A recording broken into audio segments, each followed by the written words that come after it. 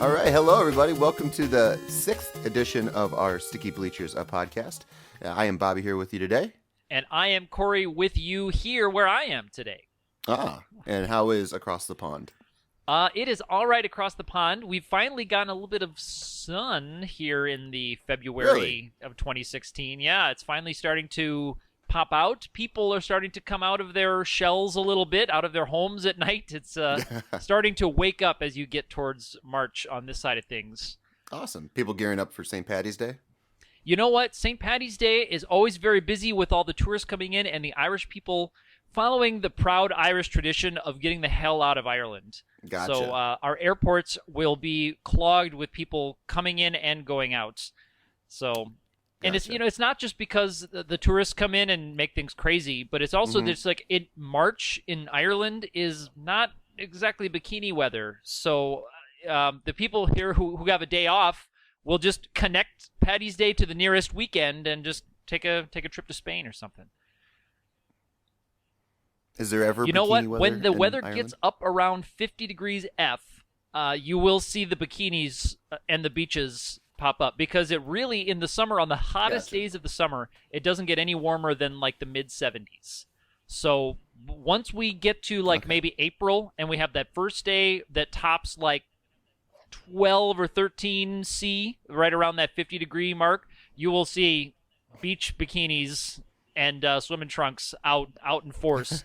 But people swim in the North Atlantic here in Ireland every single day of the year, and they actually do it naked. There's a spot in Dublin where it's traditionally a fully nude place to swim in the North Atlantic. And they do it like Christmas morning.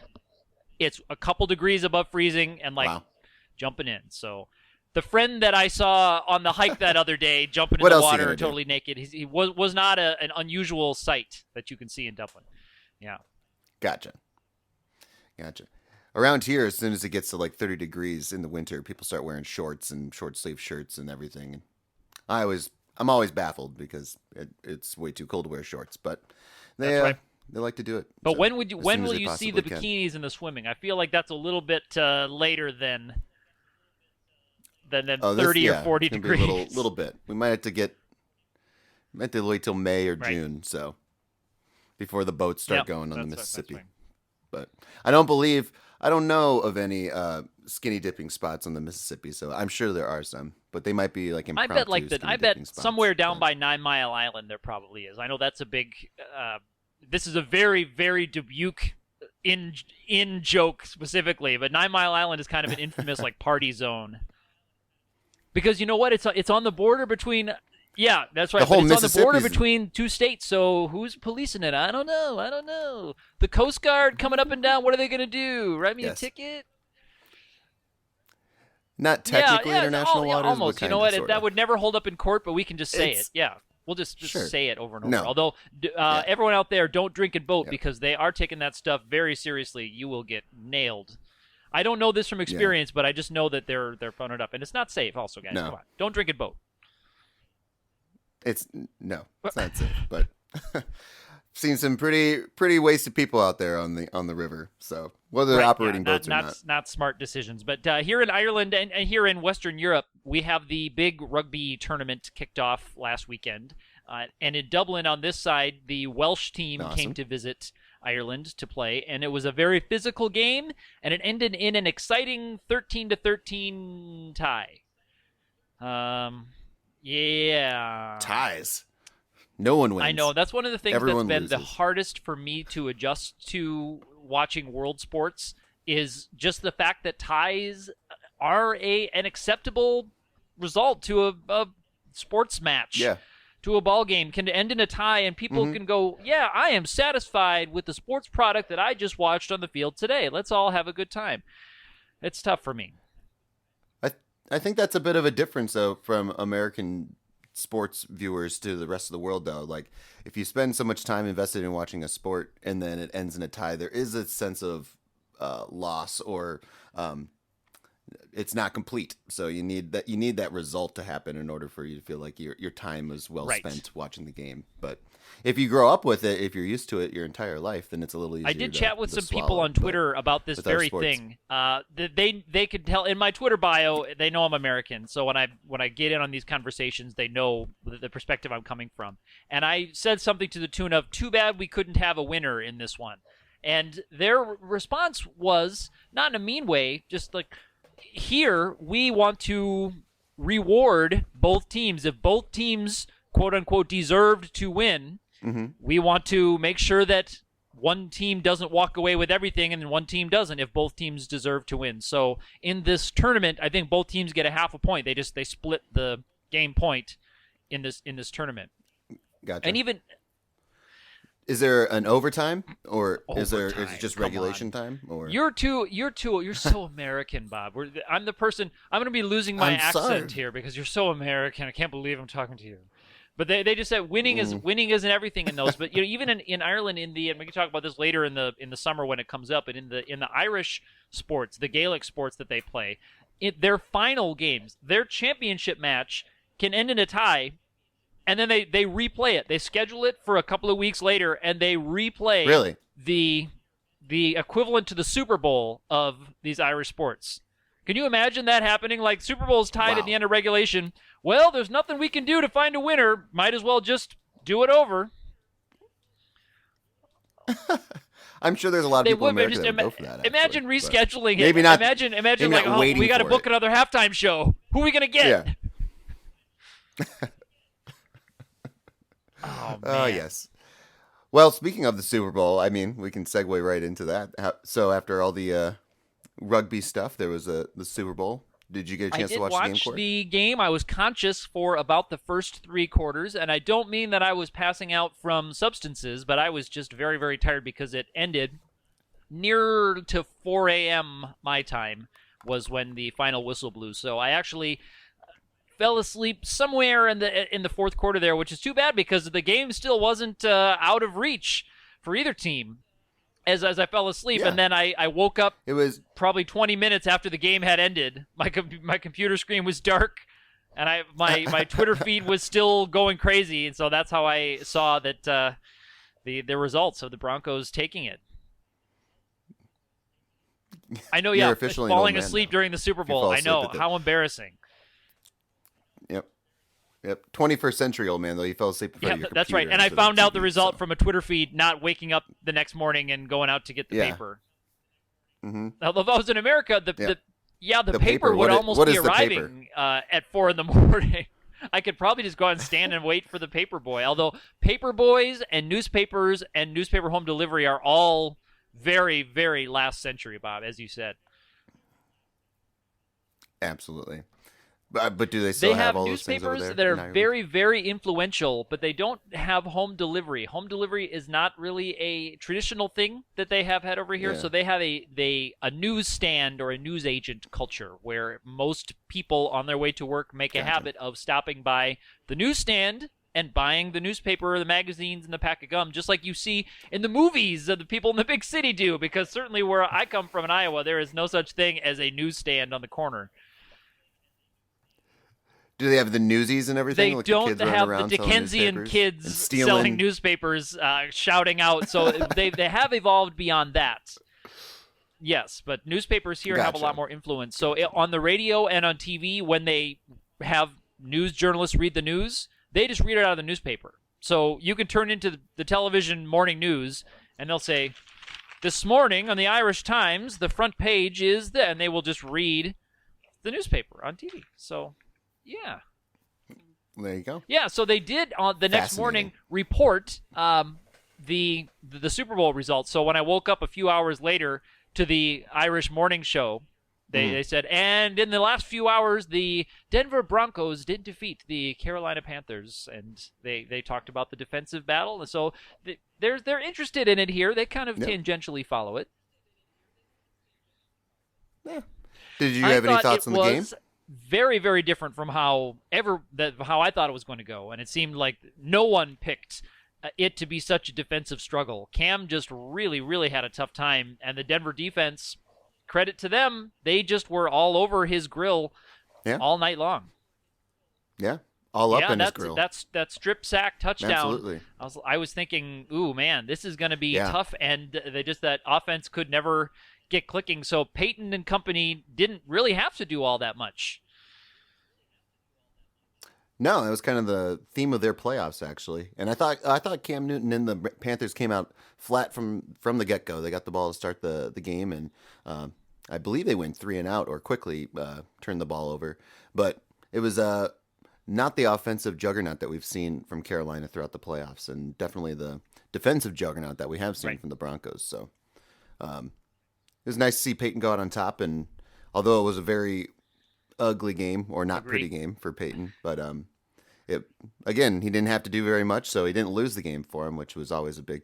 It's always a big thing for a quarterback. Yes, But yes, and I don't think you can put all of it on Cam Newton, although I think the media kind of has. no. And I know a lot of people are pointing to him storming out of or walking out of his post game presser and all this stuff. Just, I know I I'd don't be like them pissed, too. going after I his mean, I don't- behavior or putting this whole thing on him. Yeah. Well, and if you listen to that the press conference too that he was giving, I mean, it was the same Yes. question over and over again, and he gives he was giving answers and everything. He said they got outplayed and they turned the ball over and they scored more points, and you get all those like canned responses from so many athletes, and when they finally get like real emotion from a player, whether he's pissed off or he's incredibly happy, like it's what's really going on. So document that and don't be so pissed off that he stormed out. He didn't No. insult anybody. He just didn't want to answer questions after losing the biggest game of Yeah. his life, and definitely didn't want to answer the And it's same got to be question tough being a over and over sports again, journalist so. because clearly the entire football following world I don't think just so. saw what happened, right? The sports journalists and Yeah. every Tom, Dick, and Sally in America just watched what happened in the game, and they have to report on stuff that everyone's already seen with these questions. Well, that's why I think it is a little easier than you might think, because they ask the same questions. They ask the same questions. They even get the same responses in a lot of the time.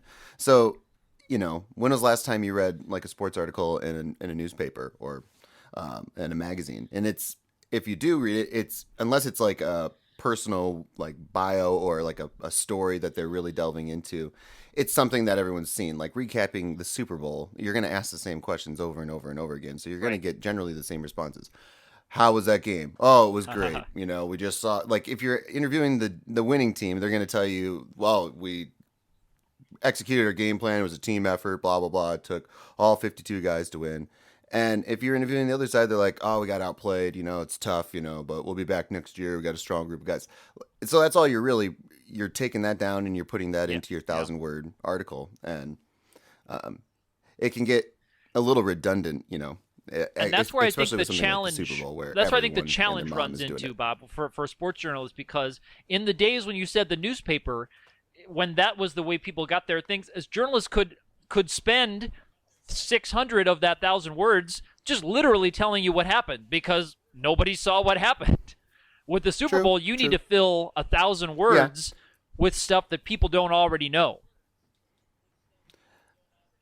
But that's where I think they start to create stories and that's stuff, where it gets into situations. trouble. And although I don't think they created the situation where, well, yeah, but they take something like Cam Newton walking out on his presser, and all of a sudden it's a story where it's a very human emotion to be pissed off if something didn't go your way, especially on that stage.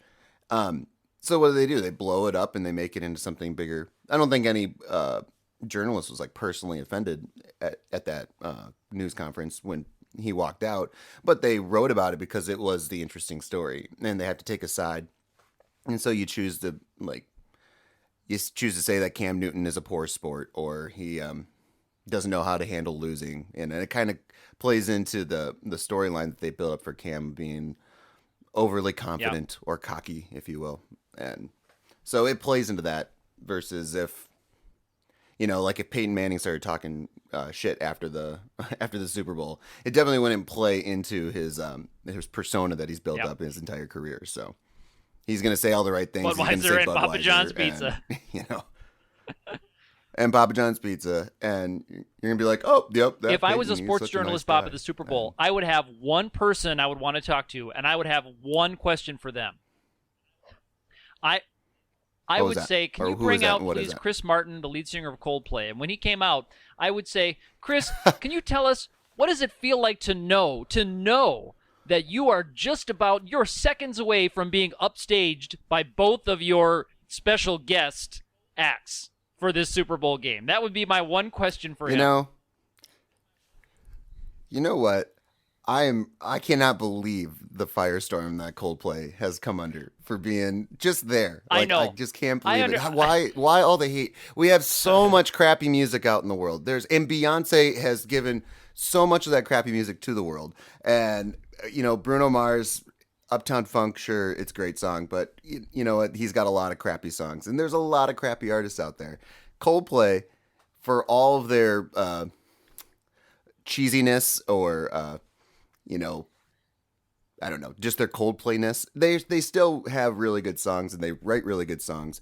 So I don't understand the backlash that they're getting for being just guys that Yes. write and record their own music, which in this day and age is a very, very rare thing, considering Beyonce needs 99 producers to make a song, and Bruno Mars Well, let me give probably you my, needs my 99 thoughts as on well. it. I So, have been but in my old age, Bob, and you know me, I've always been accepting of new and hmm different things. But in my old age, I've been trying to, yeah, yeah, I've been Corey. trying to Yep. be more accepting, and less whiny. But hmm when I look at something like Coldplay by themselves, as you say, Bob, people put so much hate on Coldplay for being who they are, which is who they are, which is fine. Yeah. It seems to come out of nowhere, though. It seems to be just at like the Super Bowl, Super Bowl halftime show was like people were just so pissed off at Coldplay, and then they No, came out and they didn't do they did anything wrong in exactly the halftime what we show. thought they But would and do, then and it's that's actually the issue. And it's not Coldplay's problem. You know, the old phrase, Bob, that they say there's no such thing as bad acting, just bad casting, putting the wrong person in the wrong yeah. venue. And I don't feel Coldplay. I mean, they didn't do anything that surprised us. They came out and they played Viva La Vida, and they played the songs that we knew that they were going to play. But what? But what did so Bruno Mars being able to dance like an idiot on stage, and then Beyonce coming out with fireworks and 25 backup dancers. That's a good show in comparison to people that are actually playing their instruments and singing. Not that Right, yes. necessarily At the any of Super them Bowl, were doing Bob, that at at the the Super Super Bowl Bowl, show. But yes. I believe that that particular venue is a place where you need to come mhm. out with a number one dance jam. Like, it's okay to play a ballad because we all saw Michael Jackson bring the house down with Heal the World in 92 or 93. Also in California. Was that also in San Francisco? I Uh-huh. can't remember. But Coldplay could have played Viva La Vida, but they would have had to come out with a number one dance jam. But they came out with Viva La Vida, which was a Well, good song from 5 years ago, but it's kind of a like slow anthemy song. no, it's not. It's an It's okay. an upbeat song. Yeah, For okay. even Coldplay but standards. then Bruno Mars came But out number one dance jam, well, and then then right I after that, Beyonce came out with a of soon to course. be probably number one dance jam. You know, and Corey, I consider myself I'm attached to music. I made my career out of it for a while now. And I got to say that I always appreciate a good pop song. I always appreciate it when it was just in its own little world. Like you had the whole world of music, and there was every genre and everything that everyone that could create music was creating music. But now when you look at the Billboard charts and when you look at what popular music is, it's all dance music. It's all that in the bar, club, hip hop, electric dance music stuff, and there's no room for a guy that can play acoustic guitar with a band or even just write a song on the piano and sing it. And if Louis C.K. has this great story about listening to a Bruce Springsteen song, and it made him like so emotionally charged that he had to like pull over on the side of the road and like just gather himself, and he cried for a little bit because the song just moved him. And I don't know of a lot of songs out there nowadays that do that, or I don't even know a lot of audience or listeners that would actually let themselves go there to be moved by a song like that. And so a band like Coldplay, that's Hmm. kind of what they do. Like if you go see a Coldplay show, which I've never seen, but I can only imagine, like you're gonna have those moments where like maybe the hair will stand up on your arms, or maybe you'll be moved by a song and you'll cry a little bit, or you'll just feel excited versus just like the constant bombardment of everything's great, or like look at the dance, oh my gosh, there's fireworks, oh my gosh, did you see how many dancers there were on the stage, and there's like 3 DJs in the background and Beyonce dancing, and it's I love it if there's room for everything else. When there's just that going on, it gets a little much. When it's everything is electronic dance music or club music or trip hop or whatever it is, whatever they want to call it. It just seems like you're gonna kick out a band that's actually like doing it all themselves or have done it all themselves throughout their career, and not appreciate it for what. Who's your pick? Who's your pick for next year's Super Bowl halftime show? Right now, go early pick. Yeah, early pick. Right now, next year's Super Bowl halftime show. Go. Well, along this lines, I'm gonna go Jay-Z, Rihanna, okay, Jay-Z. And Kanye. Wow, that would be that really would be those three. I don't know. That would be an all-star lineup. I think it's because of all this backlash. So they're gonna just try to make up for everything. They're not gonna have like I don't even know another band that's even Coldplay-esque right now. I mean, they've exhausted all their old Paul McCartney and Bruce Springsteen and even your Red Hot Chili Peppers and stuff. So all right, I'm gonna say I don't know who they're gonna bring out. I'm gonna say Foo Carrie Fighters, Underwood and Skrillex. Carrie Underwood featuring Skrillex. And it's going to be amazing. It's going to knock your socks off. Nice.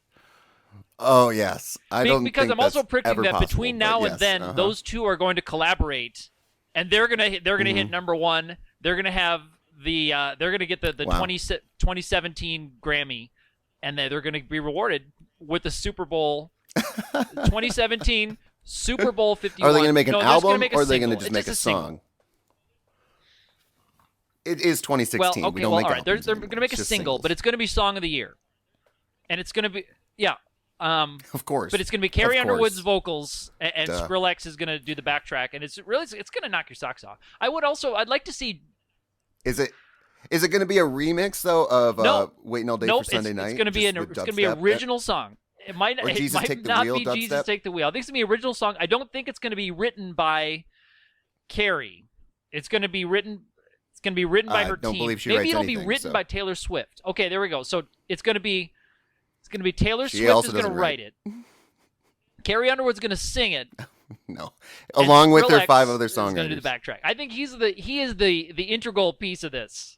Skrillex might be the only legit musician in that group of people there. I think he's the linchpin, he's the integral piece. So he's the only one that knows how to play more than 3 chords on a guitar. We'll see what happens when we get there. But speaking we'll of see. We'll totally see. Speaking of picks, we'll put our bets last week we put our final playoff picks down. Now, Bob went against his own desires. He went against my pick. He went against our sim because he wanted to make sure that he'd have a chance to finish in second place in our picks. And I have to say, congratulations, Bob. You got it. You got it. Thank you. It sure did. It paid off. So Bob correctly picked Denver to win. So he ends up in second place with 4 wins, 7 losses. Our simulation, sorry, Tecmo Super Bowl 2016, 3 wins, 7 losses, and then that infamous Packers Redskins tie. And then I ended up with the loss. I picked Carolina. I ended up with 7-4. So that was our picks, our straight up picks. Now we also took a look at some of the prop bets, the popular prop bets on the Super Bowl. It started with Stephon Curry, noted Panthers fan. The picks, I think it was pretty conclusive that he was going to show up on camera. But the pick was what was he going to be wearing, and it was going to be a Cam Newton jersey, a custom Stephon Curry jersey, any other Carolina jersey, or no jersey. I believe those were the choices. Now, I picked a Cam Newton jersey. I thought he was going to go solidarity. Bob picked any other Carolina jersey. But if we had done some research, I saw a day or two before the Super Bowl, the Panthers Twitter account tweeted out a picture of a Stephon Curry custom jersey and a locker space, because he was their special guest, keep pounding bass drummer. So that ended up being the correct pick. So unfortunately, neither of us got the point on that one. So we're in the red here, Bob. So unfortunately, Yeah. Yeah, I know. We could have looked, because should've done our probably by the research. time we recorded, it Next probably had been done, because it was a couple days before. The next pick was over or under 1.5 on Archie Manning sightings. Now, this had to happen during the regulation play of the game, from opening whistle to that. It couldn't be during halftime. I believe there was a lot of contingencies on that.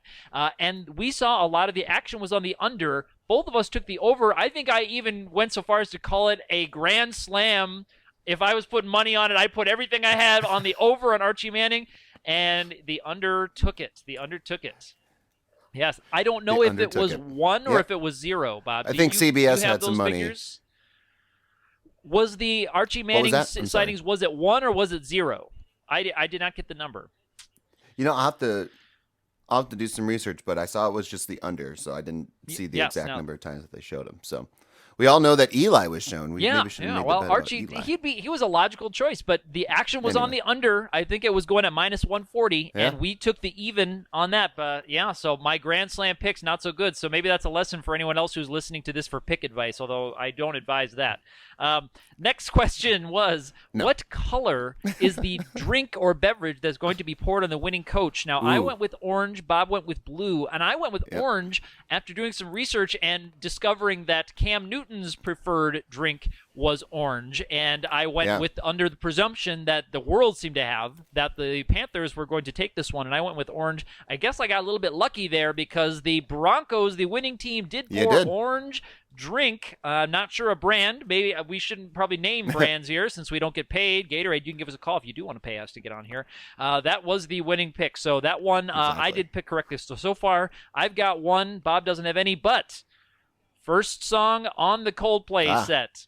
Coldplay is going to That's right. Bob went with Viva La Vida. I think that was going at 5-4. I went with a song I'd never heard of before, Adventure of a Lifetime, because that was a little bit better odds. Viva La Vida may have been different. I'm not sure, but I think I went with the favorite. Bob went with his gut.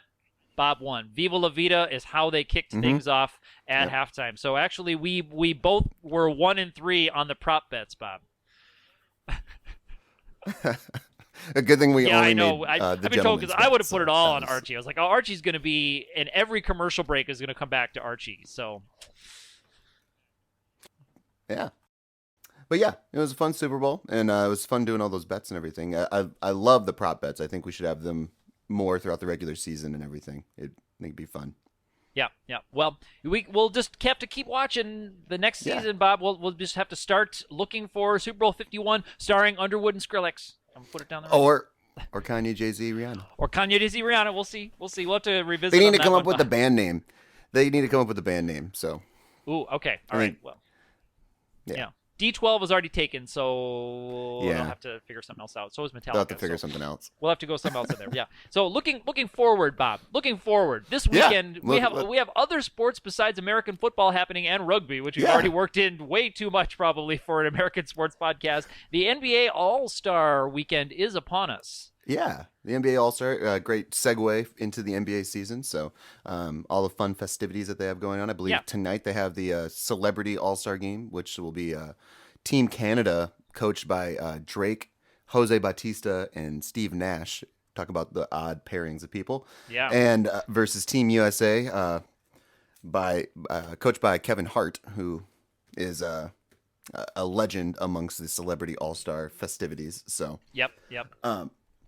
But yeah, that'll be fun. I noticed, I actually wanted to ask you, Win Butler is going to be on the Canadian team playing basketball. He is the lead singer of Arcade Fire. I wanted to get your thoughts on Arcade Fire. Corey. Arcade Fire? They are a popular music band. They make music. Yes. Lots of people like them. I don't think in all honesty, I don't think I could name one song of theirs. It's likely that maybe I have heard them, but despite have you heard them? Yeah, I mean, I probably have heard them play because I did work with high school students professionally for a number of years. So it's likely that I have heard them, probably mostly coming out of earphones that were turned up really loud. Gotcha. And I would just hear like, but I would have a hard time distinguishing between that group and like a Fall Out Boy song. Like I wouldn't know which is which. Wow. I'd be like, is this Arcade Fire or is this Fall Out Boy? Sorry guys, I don't know. Well, that's why I wanted to ask. So I wanted to see where you were at on the Arcade Fire Yeah. spectrum. So I honestly, I def I know that they get a lot of shade shoveled on them in the media. mm, People kind of are very quick to point to them as like a prototypical, like, oh, these just like hipster guys, oh, just cashing in on this. There are a lot of very cynical things said about them. Not having yeah, experienced of them, I course. don't feel comfortable piling on to them because maybe they're perfectly good. Maybe I should actually listen to them. They're But great. They're a great band. are they? Okay. Oh yeah, they're awesome. They're way better than Fall Out Boy. I can't But tell if you're being sarcastic. no, I'm dead serious.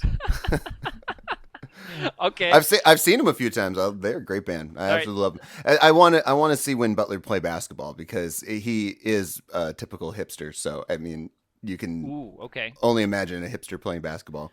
Is So he gonna go out there in that'll his be skinny jeans and his Converse shoes out there on the court? maybe. I wouldn't put it past him. I wouldn't put it past him. So Yeah. it'll be fun to tune in for that. But then the following night on Saturday night we have the NBA Skills Challenge or the trio of challenges that they have. So they have the Skills Challenge, the pass, and then they have the NBA or the 3-point contest, which is always fun, and then the slam dunk contest. So I thought, in honor of our Super Bowl prop bets and everything, we can go through and we can kind of pick somebody for each one of the challenges. So I like it, Bob. Fire away. What do we got? awesome. So well, first up we have the Taco Bell Skills Challenge, and this is fun because everything's sponsored by something. So Yeah. I want some originally, tacos we now. had Patrick Beverly of the Houston Rockets, who's the defending champ, but he has an ankle injury, so he is not going to be participating in this year's skills challenge. But Emmanuel Mude is replacing him for the Denver Nuggets, and unfortunately, I don't have his odds, but we'll just Okay. have to go with our gut on that one. Next up is DeMarcus Cousins, so the Sacramento Kings. He's at 17-2 odds. And then we have Draymond Green of the Golden State Warriors, 11-2 there. Anthony Davis of the New Orleans Pelicans at 17-2. CJ McCollum for Portland, he's at 9-2. Carl Anthony Towns, the outstanding rookie Yes. from Minnesota, at 9-1. Isaiah Thomas from the Boston Celtics, not Isaiah Thomas Jr. Yes. Yeah. Although Isaiah Thomas Sr. could probably do pretty well in the skills challenge. I Yeah, bet he he'd could be do it. better than 17-2. But go ahead with Isaiah Thomas Jr. He's 3-1. And then last is Jordan Clarkson of the Los Angeles Lakers, and he's in at 9-2. So, who do you got with the Taco Bell Skills Challenge? Do you want a refresher too of what the Skills Challenge actually is? Why don't you let me play audience surrogate and pretend that Ah. I do not know what's in the Well, skills I think- challenge of which you speak? Well, maybe the NFL is listening and they can take a few pointers. So they get the ball and they run up the court and they're dribbling through these pylons and they have to pass it into a net, much like your guts from Nickelodeon days or Double Dare.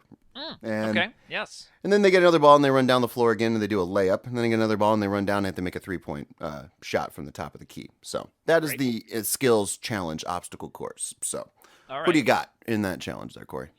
I think I'm gonna go with Clarkson at 9-2. I know Thomas the favorite Ooh. there, but I'm gonna go with Clarkson.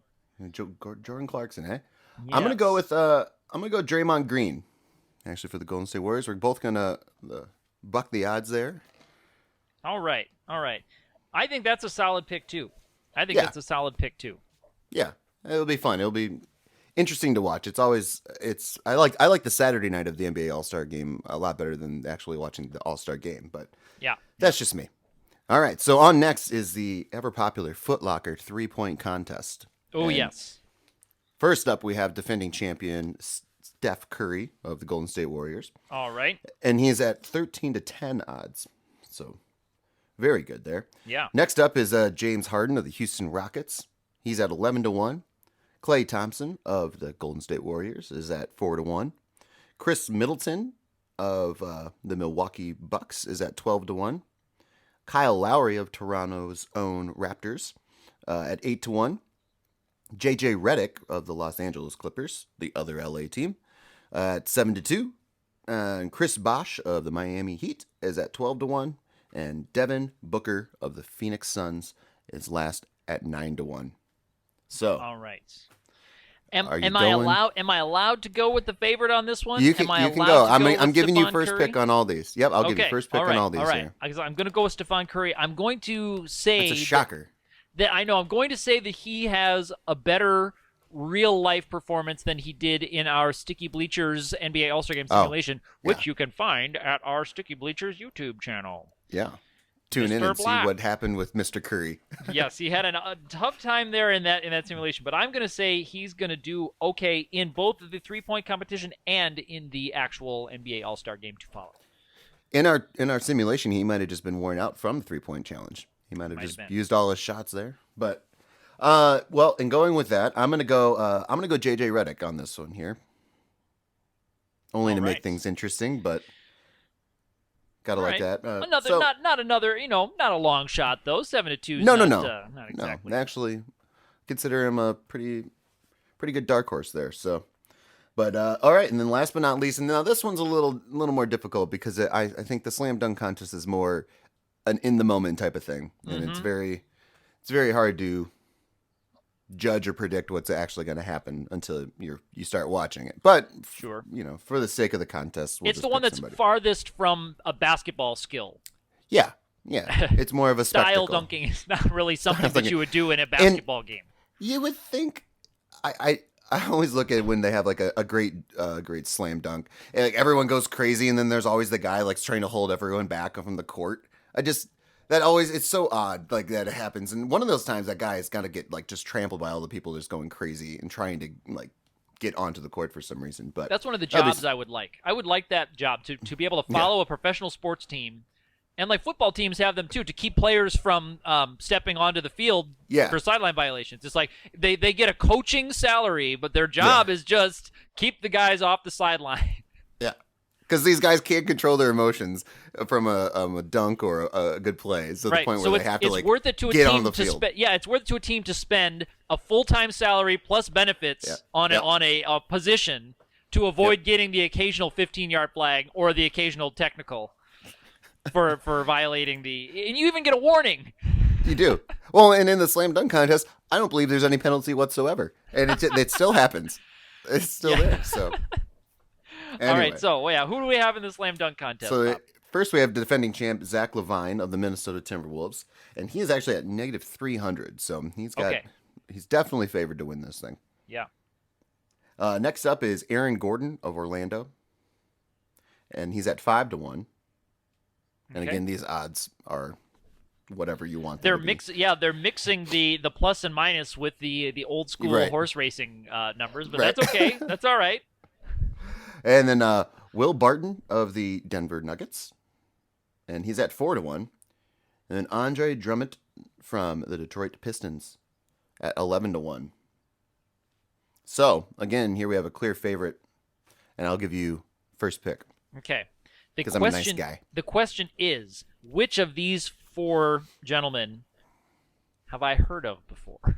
No, this is the question. Yes. And I'm going to say I've heard of LaVine, but I'm not going to go with LaVine because I feel like that's too deep. I don't want to put that kind of investment. If I was putting money, -300, that's a tough one to go for. I want to come out on top of this a little bit. So I'm going to go with Gordon. That's Gordon with a G.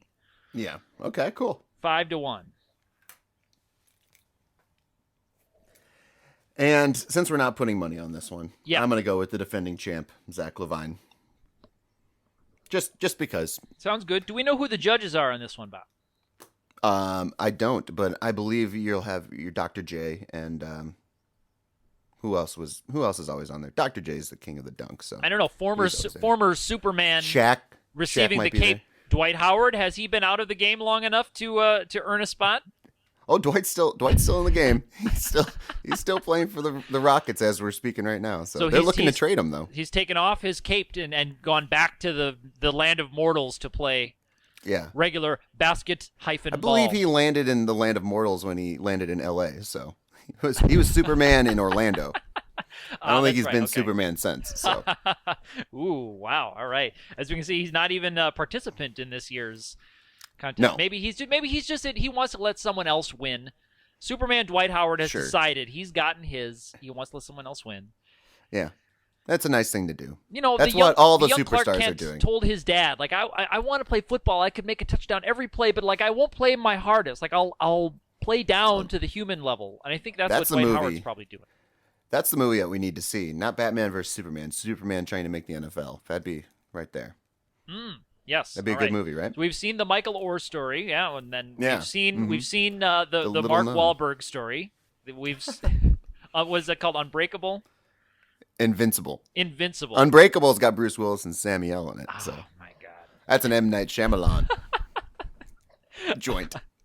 All right, so we've got something to look forward to. So another with the All-Star game also, I mentioned it before, we did do a simulation game on this one with the West and the East with the old NBA Live 96 with the updated rosters. I did have to shuffle some players around to get players on correct teams, but we did do a simulation there. We would love to see your comments on that, your thoughts on that. Our Super Bowl video was well received last week, so we would like to keep building on that. Do watch that, do share that, give us the thumbs up.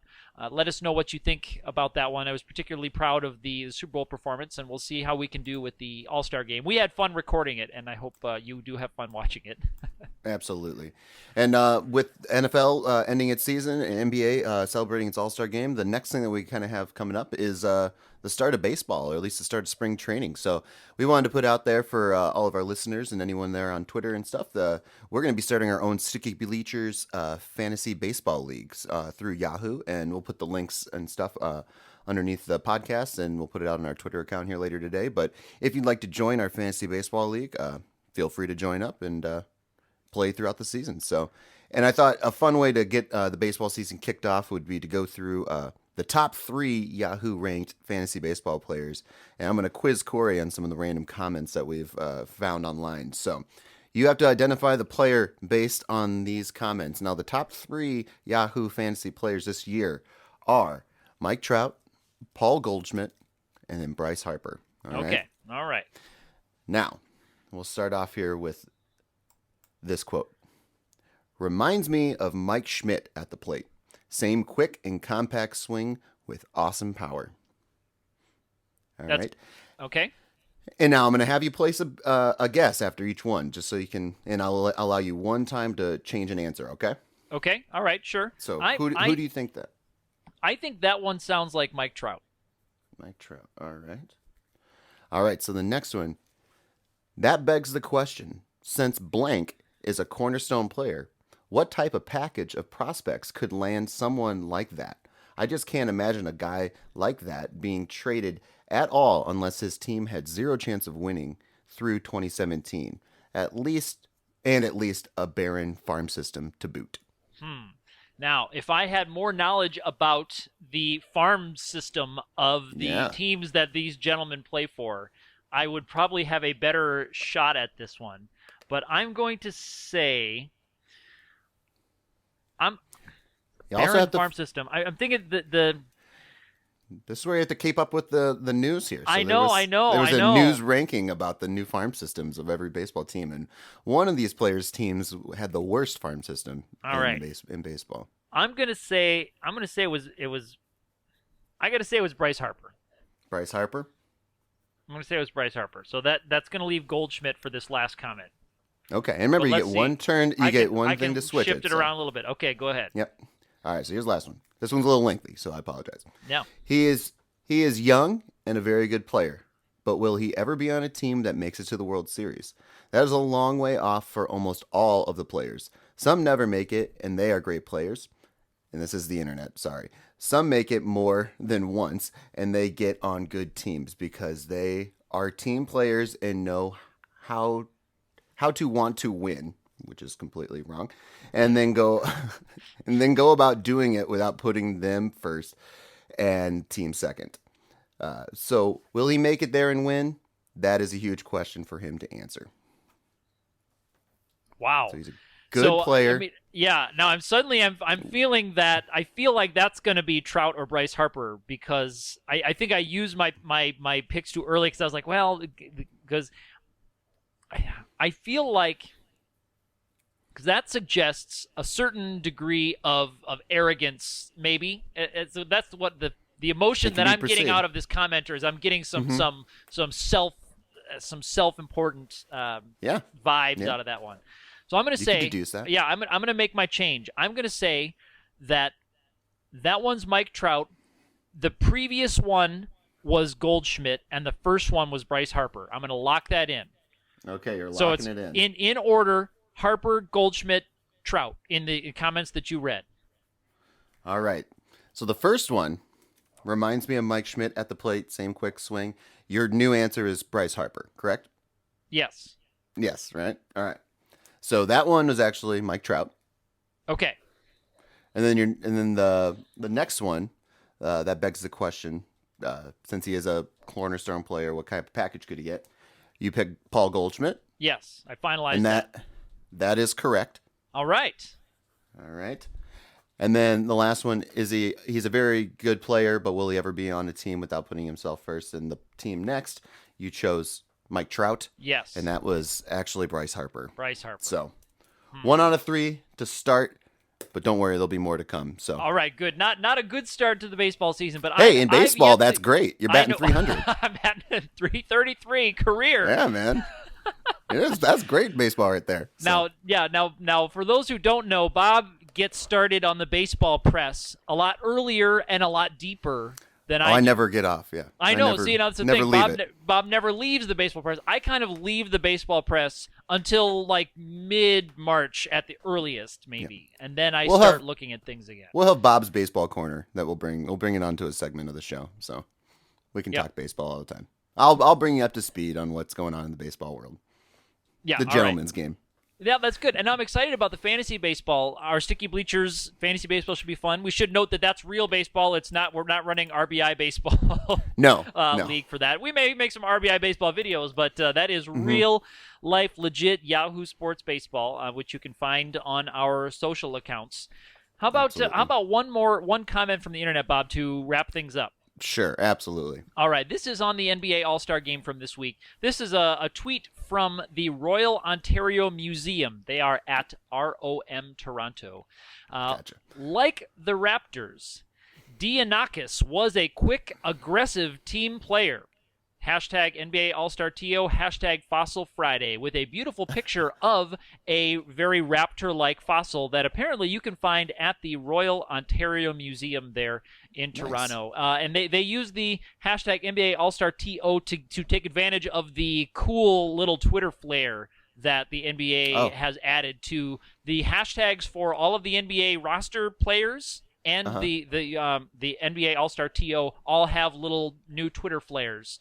Oh, very fun. For that. So do use those. Have fun with those. You get to see, I think, Isaiah Thomas's is a little shamrock with the number 4 on it. And nice. Dwade's is a 3 with flames coming out of it. So do check those out. And if you want NBA is so hip. Yeah, and if you want to go to the Royal Ontario Museum, if you happen to be lucky enough to be in Toronto today, you can go see the Dianakis. Dianonicus maybe is how it's pronounced. Sure. I think I may have mispronounced that. Oh, the Dianonicus, eh? Dianonicus there, eh? So yeah, everybody do enjoy the NBA All-Star Game this weekend. Do enjoy our video. Absolutely. You can find us on Sticky Bleachers just about everywhere. On Facebook, on Twitter, find us on YouTube, find us on iTunes, which is maybe where you found us today. Find us on Podomatic, find us on SoundCloud, and have fun. Absolutely. Enjoy the NBA All-Star weekend and enjoy the Walking Dead premiere. And we'll see you guys next week. All right. Bye-bye. Play ball.